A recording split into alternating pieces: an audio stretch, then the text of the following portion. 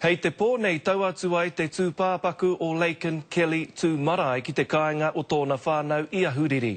Te kaumaiwa tau te pakeke o tū marae i puhia e tētahi pirihimana i te atatu o Tainahi.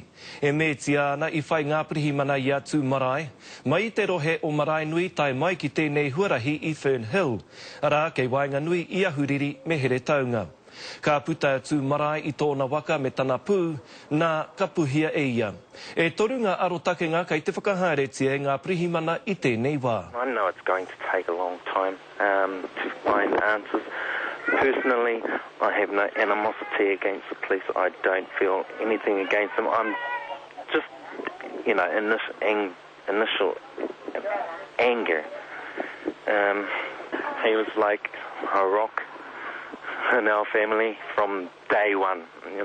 He was just like this bright kid when he was young, and he grew up to be, last night I was thinking of him as our soldier, warrior, our warrior. He had an awesome mana, heaps of mana. E ai ki te whānau ka haria te tūpāpaku ki te marae o Māhu takoto ai, ka nehua a te paraere.